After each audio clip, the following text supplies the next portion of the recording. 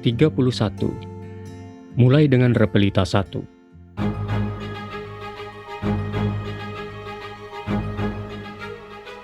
Kabinet Pembangunan 1 yang merupakan kombinasi antara tenaga-tenaga ahli dari lingkungan universitas dan ABRI mengawali era baru kehidupan bangsa Indonesia. Tugas pokok kabinet ini saya tetapkan dengan sebutan Pancakrida Kabinet Pembangunan, stabilitas politik termasuk pelaksanaan politik luar negeri, pemilihan umum, pengembalian ketertiban dan keamanan, penyempurnaan dan pembersihan aparatur negara, dan stabilitas ekonomi, serta pembangunan 5 tahun yang pertama. Dengan pegangan itu, berlayarlah bangsa Indonesia menempuh gelombang dan tantangan yang dihadapi, menuju cita-cita yang sudah ditetapkan bersama. Sementara itu karena sidang MPRS 68 tidak menyodorkan GBHN, melainkan menyerahkannya kepada saya untuk menyusunnya, maka saya menugasi Bappenas yang diketuai oleh Profesor Dr. Wijoyo Nitisastro untuk menyusun rencana pembangunan nasional jangka panjang. Pada tanggal 1 April 1969, saya melakukan pencangkulan pertama sebagai tanda dimulainya Repelita 1. Pada prinsipnya, kita melaksanakan pembangunan ini dengan kekuatan sendiri, akan tetapi kita menyadari pula kemampuan kita itu serba terbatas. Maka untuk mempercepat pembangunan itu, kita memanfaatkan prinsip kerjasama dengan bangsa-bangsa lain secara saling menguntungkan. Tetapi bantuan dari luar itu tetap kita tempatkan sebagai pelengkap. Kita sudah berjaga-jaga jangan sampai bantuan itu nanti membuat kita sengsara. Jangan sampai hal itu mengurangi kemampuan kita sendiri. Karena itu kita sendiri menentukan persyaratan mengenai bantuan asing itu. Bukan mereka yang menentukan, kita yang menentukan. Benar bantuan itu kita butuhkan, tetapi untuk memperkuat kemampuan kita sendiri. Syarat-syaratnya yang kita tentukan, pinjaman jangka panjang dengan bunga rendah dan angsurannya dimulai setelah 10-15 tahun. Bantuan yang tidak sesuai dengan persyaratan yang kita tetapkan, tidak kita terima, kita tolak. Memang ada disodorkan kepada kita bantuan dari Blok Timur, tetapi bantuan itu tidak memenuhi persyaratan yang kita tetapkan. Ia tidak bisa memberikan jangka panjang 30 tahun, tidak bisa memberikan batas angsuran yang baru dilakukan sesudah 10 tahun, dan tidak bisa memberikan bunga yang hanya 2 atau 3%. Negara sosialis tidak ada yang bisa memberikan bantuan dengan persyaratan seperti itu. Mereka hanya sanggup, barangkali waktunya hanya 10 tahun. Bunganya mungkin sama, tetapi jangka waktu 10 tahun itu terlalu berat bagi kita. Karena itulah, kita tidak dapat menerimanya, sekalipun mereka menyodorkan bantuan kepada kita. Umumnya, negara-negara yang tergabung dalam IGGI yang bisa memberikan bantuan dengan persyaratan yang kita tetapkan. Itulah yang kita terima. Jadi, jangan salah paham. Bukan mereka yang mendesakkan bantuan itu kepada kita dan mengharuskan kita menerimanya. Kita memerlukan bantuan, tetapi kita menetapkan persyaratannya. Di zaman Bung Karno pernah mengumandangkan "Go to hell with your aid". Mungkin persyaratannya pada waktu itu terlalu membingungkan, yang terlalu membingungkan mereka. Atau mungkin pula negara asing menunjukkan sikap seperti mau memberikan bantuan, tetapi asal saja, supaya dengan sendirinya Bung Karno menolaknya dengan "go to hell". Buat saya juga, andai kata bantuan itu dihubungkan dengan politik, saya akan bersikap sama. Saya akan katakan "go to hell". Dengan bangsa-bangsa di dunia, kita tetap berpegangan pada prinsip hidup berdampingan secara damai. Saling menghormati kedaulatannya masing-masing. Tidak mencampuri urusan dalam negeri dan kerjasama yang saling menguntungkan. Saling menguntungkan itu yang dipegang teguh dan tidak dicampuri urusan rumah tangga kita, apalagi mengorbankan kedaulatan bangsa. Prinsip ini pula yang telah diambil oleh Konferensi Asia Afrika pada tahun 1955. 32. Keluarga berencana, masalah peka. Pada permulaan tahun 1970, Lembaga Keluarga Berencana, saya lebur menjadi Badan Koordinasi Keluarga Berencana Nasional atau BKKBN. Dengan ini masalah-masalah yang berhubungan dengan keluarga berencana sepenuhnya menjadi tanggung jawab pemerintah dan dilaporkan secara langsung kepada saya sebagai Presiden. Untuk itu diperlukan usaha yang agak panjang. 3 tahun sebelumnya, saya menandatangani deklarasi kependudukan PBB bersama-sama para pemimpin dunia lainnya. Dengan itu secara resmi, kita mengakui hak-hak untuk menentukan jumlah dan jarak kelahiran sebagai hak dasar manusia, dan juga pentingnya pembatasan jumlah penduduk sebagai unsur perencanaan ekonomi dan sosial. Pada pidato kenegaraan 16 Agustus 1967, saya mengemukakan pernyataan mengenai sanksi negara dan agama terhadap keluarga berencana itu. Saya kemukakan bahwa Indonesia harus memberikan perhatian yang serius terhadap usaha-usaha pembatasan kelahiran dan melaksanakannya sesuai dengan ide perkumpulan keluarga berencana. Cara ini saya pandang dapat dibenarkan oleh etika agama dan etika Pancasila. Sebagai langkah pendahuluan, dibentuklah panitia ad hoc keluarga berencana yang memberikan nasihat kepada pemerintah dan mewakili Indonesia dalam mengadakan transaksi dana-dana bantuan luar negeri bagi pelaksanaan keluarga berencana. Panitia itu menganjurkan agar pemerintah memprakarsai program keluarga berencana tingkat nasional dan memusatkan perhatian pada usaha penyebaran alat-alat kontrasepsi di Jawa dan Bali. Strategi pelaksanaan keluarga berencana akhirnya diterima di kedua pulau ini. Kepadatan penduduk di kedua pulau ini memang yang merupakan masalah penduduk di Indonesia. Tetapi dengan ini tidaklah berarti bahwa rencana kita mengenai keluarga bahagia itu berjalan lancar. Pikiran-pikiran yang menentang dari sementara golongan agama muncul. Tantangan utama muncul pada awal pelaksanaan program keluarga berencana itu. Karena itu, prioritas utama diberikan untuk mendapat dukungan para pemimpin agama. International Planned Parenthood Federation atau IPPF pun mensponsori pelaksanaan konferensi mengenai keluarga berencana dan pembangunan nasional yang berlangsung di Indonesia di tahun 1969. Saya memberikan pengarahan dalam kesempatan itu.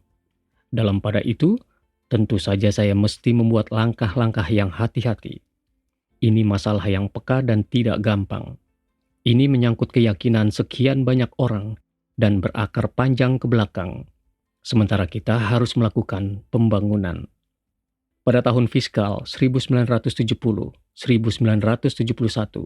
pemerintah Indonesia mulai memberikan bantuan sebesar 1,3 juta dolar AS untuk program keluarga berencana tingkat nasional, diimbangi dengan bantuan para donor asing sebesar lebih dari 3 juta dolar AS.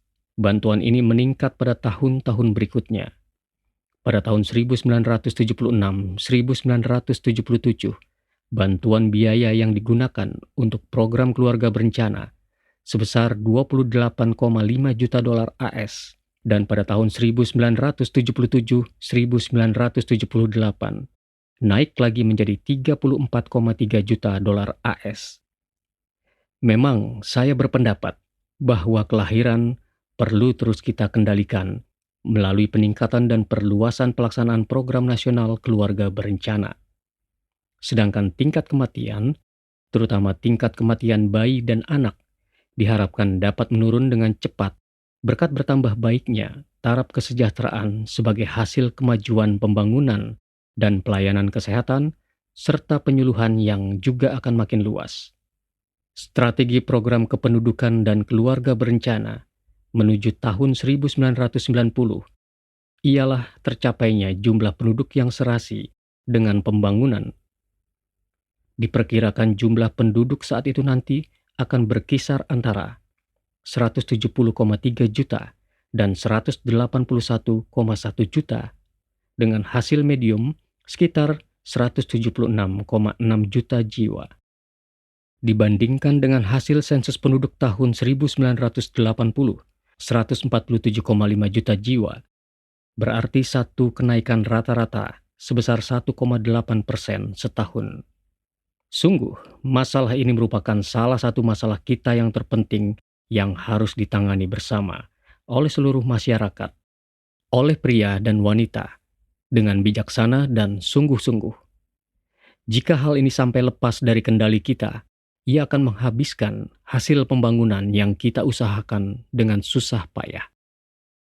Direktur Eksekutif UNICEF, James P. Grant, memuji Indonesia karena dinilainya telah berhasil menekan tingkat kematian bayi dan telah melakukan berbagai upaya lainnya dalam rangka menyejahterakan kehidupan anak-anak di tanah air. Grant mengemukakan apa yang telah dilakukan pemerintah Indonesia itu hendaknya bisa dijadikan contoh bagi negara-negara lain yang tingkat kematian bayinya masih tinggi. Keadaan di negeri kita sebelum dimulainya Repelita 3 menggambarkan tingkat kematian bayi di Indonesia masih mencapai 100 per 1000 kelahiran. Tetapi pada awal Pelita 4, angka itu telah menurun lagi menjadi 70 per 1000. Diperkirakan pada tahun 1990 nanti, angka kematian bayi di negeri kita bisa ditekan lagi menjadi 50 per 1000. Itu yang kita harapkan. Memang saya sendiri turun tangan dalam hal ini. Saya mesti turun ke lapangan menangani masalah ini. Dan tak boleh bosan, tak boleh jenuh. Sampai-sampai saya dan istri saya meminumkan sendiri cairan polio kepada beberapa bayi dalam rangka menggalakkan program imunisasi di tanah air. Itu usaha saya, usaha kita bersama dalam mengatasi masalah yang sangat pokok di negeri ini. Melalui kerja keras oleh semua pihak, program KB dapat memasyarakat, bahkan membudidaya. Program KB diterima oleh sebagian besar masyarakat yang tinggal di desa-desa melalui PKK, organisasi ibu-ibu untuk peningkatan kesejahteraan keluarga. Mereka berusaha untuk menyukseskan KB. Mereka menyadari manfaatnya ikut KB. Lambat laun, mereka dapat meninggalkan moto banyak anak, banyak rezeki, dan mengganti dengan moto, keluarga kecil bahagia, 2 anak cukup, laki-laki, perempuan, sama saja. Anak muda tidak mau ketinggalan, mereka bertekad menunda perkawinan dan tidak tergesa-gesa mempunyai anak. Para pemimpin agama, para ulama memegang peranan penting. Berdasarkan kaidah agama yang dianut, mereka memberikan motivasi suksesnya KB Lestari. Peserta KB Lestari diberi penghargaan sebagai prajurit pembangunan, diberi bintang KB Lestari 10 tahun dan 16 tahun. Secara simbolis, penyerahan penghargaan pada suami istri di Istana Negara. Karena yang dituju adalah keluarga sejahtera, maka mereka yang memerlukan diberi kemudahan untuk memperoleh kredit candak kulak atau KCK, kredit investasi kecil atau KIK, dan juga bibit tanaman keras, kelapa misalnya, dan beasiswa untuk mengikuti pendidikan kejuruan.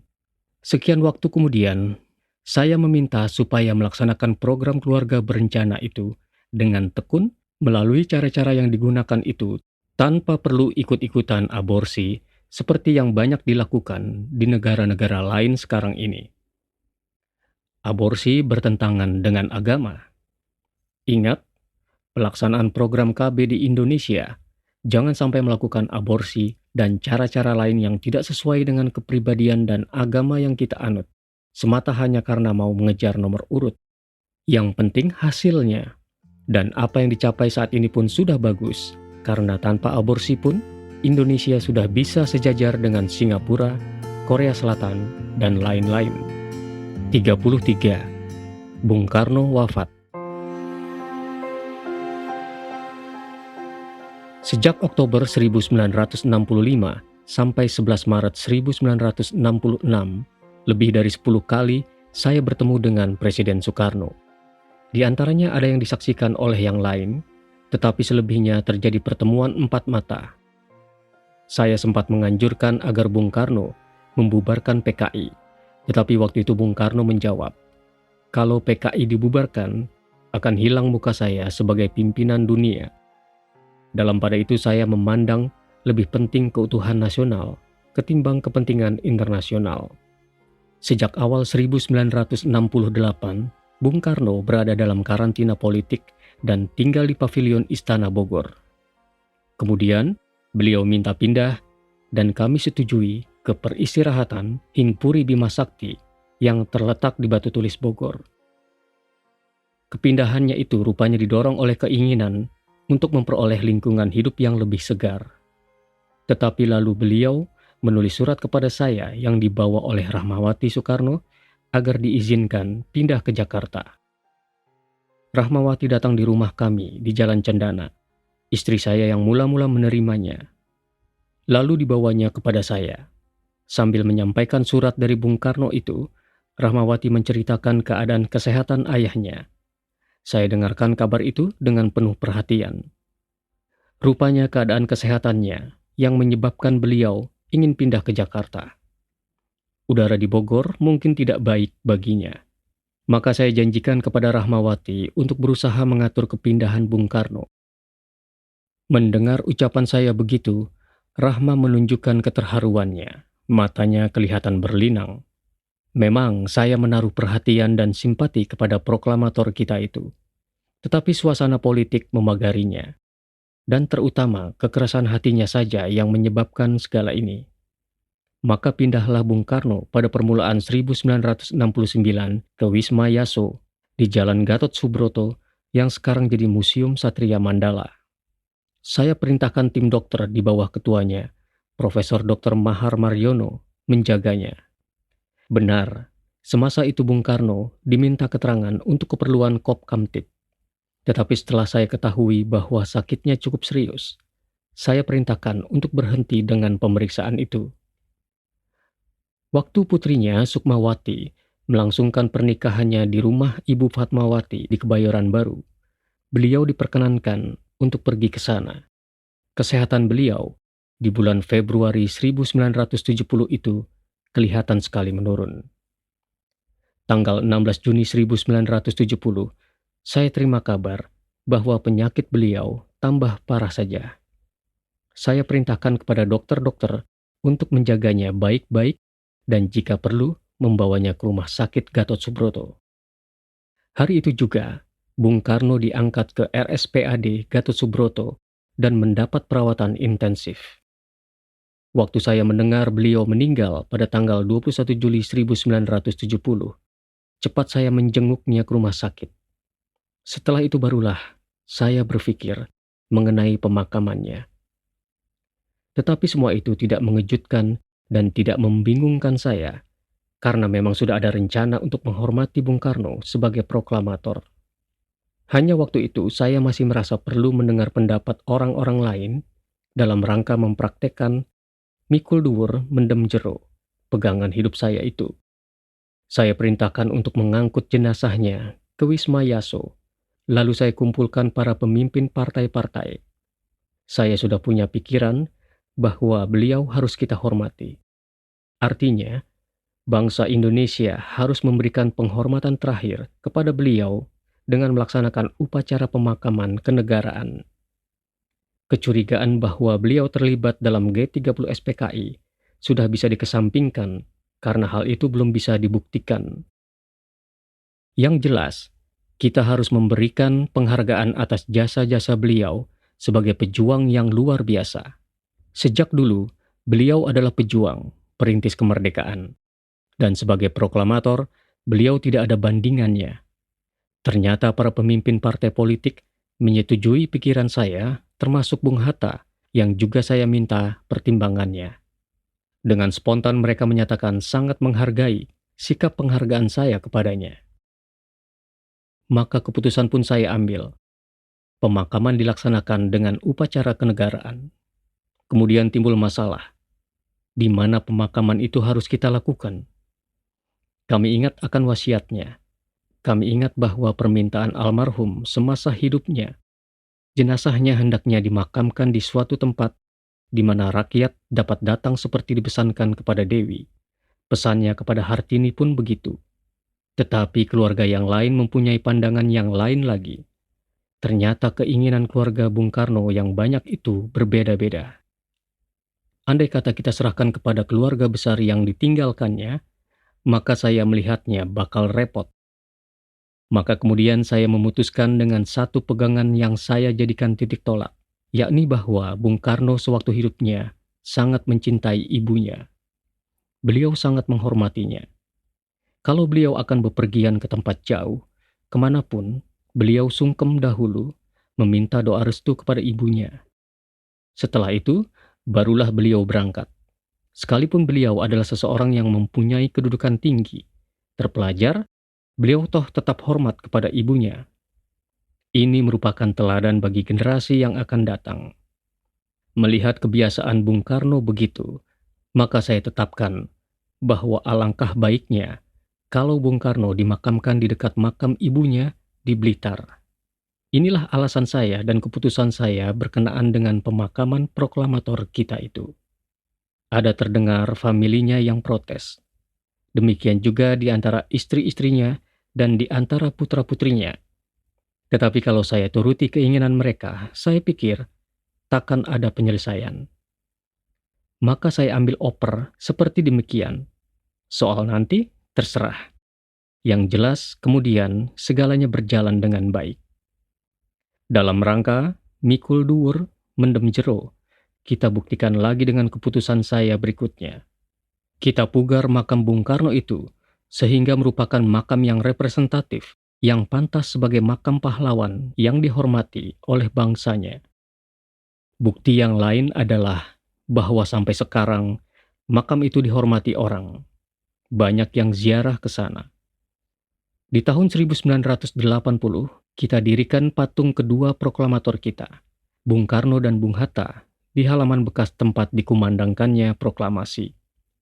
Di tahun 1985, saya tetapkan nama untuk Bandar Udara di Cengkareng, Bandar Udara Soekarno-Hatta, menghormati kedua proklamator kemerdekaan kita. Di tahun 1986, kita tetapkan beliau bersama Bung Hatta sebagai pahlawan proklamator. Berpikir mengenai Bung Karno, selalu saya bertolak dari ingatan bahwa manusia memang tidak ada yang sempurna. Jangankan manusia biasa, nabi pun bisa hilaf. Sehubungan dengan ini saya melihat Bung Karno sampai di mana pengorbanannya untuk negara dan bangsa. Jelas, pengorbanannya amat besar sampai kita sebagai bangsa bisa merdeka. Bung Karno memperjuangkan kemerdekaan Indonesia sampai menjadi proklamator bersama-sama dengan Bung Hatta. Ini merupakan suatu jasa seorang pejuang, patriot yang harus kita hargai. Ini merupakan suatu jasa seorang pejuang, patriot yang harus kita hargai. Dalam perjalanan sejarah Indonesia merdeka, kita pun membuat kesalahan. Bukan Bung Karno saja, tetapi kesalahan Bung Karno jelas tidak sampai menjerumuskan bangsa maupun rakyatnya. Mungkin semata karena terdorong oleh suatu ambisi besar, maka kesalahan itu dibuatnya. Ambisi besarnya itu adalah ambisi untuk menjadi pemimpin dunia. Untuk itu tentunya Bung Karno harus bermodal, dan modalnya adalah yang ada pada bangsanya. Jadi modalnya itu adalah kekuatan nasional. Dalam menuju cita-cita Bung Karno, ada kekuatan yang mengetahuinya dan lalu membonceng, yaitu PKI. Ancaman pihak yang membonceng terlupakan oleh Bung Karno. Yang salah adalah orang-orang sekitarnya. Mereka kurang waspada di dalam memberikan peringatan bahwa PKI membonceng, menunggangi Bung Karno sewaktu Bung Karno hendak mencapai tujuannya. Sementara cita-cita Bung Karno untuk menjadi pemimpin dunia belum tercapai, PKI setelah kuat mengadakan kup. Melihat itu semua, apakah kita bisa menimpakan kesalahan itu kepada Bung Karno? Memang ada kesalahannya, yaitu memberi kesempatan kepada PKI. Tetapi kesalahan Bung Karno itu tidak sampai terbukti bahwa Indonesia menjadi negara komunis. Tidak sampai begitu. Bung Karno memang keras dalam pendirian dan teguh dalam mempertahankan konsepsinya, ialah Nasakom. Ingin mempersatukan agama dan komunis dalam Pancasila. Sesuatu yang tidak mungkin. Kenyataannya memang tidak berhasil. Dalam kesempatan berdialog pada tahun 1958 di Semarang, Bung Karno telah menegaskan kepada saya ingin menjadikan PKI menjadi PKI Pancasila. Saya sempat menanyakan, apakah mungkin? Bung Karno bertekad membuktikan. Karena itulah lahir konsepsi Nasakom. Dalam sejarah ternyata yang berhasil justru PKI dapat memperkuat diri dan kemudian mengkhianati Pancasila. Bung Karno marah bila disinggung mengenai konsepsi Nasakom, apalagi membubarkan PKI, walaupun itu menjadi tuntutan rakyat. Bung Karno tetap pada pendiriannya, tetapi belum menemukan jalan pemecahan keadaan yang diakibatkan ulah PKI itu. Menghadapi pengalaman seperti ini, saya berpegang kepada falsafah Jawa saya. Suradiraja Yaning rat lebur dening pangastuti. Keberanian yang emosional akan tunduk pada ketenangan dan kesabaran. Nah, ingat pada periode 1965-1967, saya pernah berkata, kalau orang mencak-mencak dihadapi dengan kekerasan, maka ia akan menjadi tambah marah. Tetapi kalau kita menghadapinya dengan kebijaksanaan, dengan sikap yang menunjukkan penghargaan kepadanya, maka ia akan luluh dengan sendirinya. Lahirnya Super Semar itu adalah hasil pengambilan sikap seperti itu. Bukan dengan paksaan, bukan karena ancaman saya. Sama sekali tidak. Waktu itu saya sudah yakin bahwa Bung Karno sudah merasa tidak mampu dan beliau mengetahui bahwa pada saya ada kemampuan, tetapi tidak sesuai dengan Bung Karno. Dialog terjadi sehingga akhirnya beliau percaya. Dialog terjadi sehingga akhirnya beliau percaya bahwa saya tidak akan menghancurkan Pancasila dan tidak akan menyengsarakan beliau. Saya kira setelah keyakinan beliau demikian halnya, maka lahirlah surat perintah 11 Maret. Ingatlah akan dialog saya dengannya mulai tanggal 2 Oktober 1965 sampai dengan 11 Maret 1966. Saya merenung, ingat akan pengalaman-pengalaman saya dengan Bung Karno, akan jawaban saya kepada beliau. Mau mikul dhuwur, mendem jero. Juga ingat akan sikap saya terhadapnya. Boleh jadi ada orang yang bertanya, apakah sikap saya itu boleh ditiru oleh orang lain? Seseorang yang patuh kepada atasan, tetapi sebagai pejuang bisa mengatakan tidak. Tentu saja, dengan sendirinya saya bisa membenarkannya. Sebagai seorang militer, kita harus patuh. Tetapi sebagai seorang pejuang, jangan ya-ya saja. Sebab, bila akibatnya tidak menyenangkan, bukan hanya yang diperintah, bisa menjadi korban. Bukan pula hanya bersama dengan yang memerintah, bisa menjadi korban. Melainkan seluruh bangsa bisa menjadi korban. Karena itu saya selalu bertanya, apa pendapatmu? Dan selalu mau mendengar jawaban atas pertanyaan saya itu. Kalau pendapatmu baik, oke. Sebagai militer pun, sebetulnya harus demikian. Dalam pengertian, andai kata seseorang diperintahkan untuk melaksanakan sesuatu, tetapi terasa olehnya bertentangan dengan akal sehatnya, ia pun harus menyampaikan sarannya. Tetapi kalau sarannya itu ditolak oleh atasannya, ia tetap harus menerima untuk menjalankannya. Namun dengan begitu, yang bersangkutan sudah menyampaikan pendapatnya. Begitulah hendaknya sebagai militer. Tetapi sebagai pejuang, itu lebih luas lagi. Karena pejuang itu tidak hanya berhubungan dengan soal antara yang memerintah dengan yang diperintah. Ia harus memikirkan keselamatan negara dan nasib bangsa. Dengarkan bagian selanjutnya hanya di channel Dengar Buku.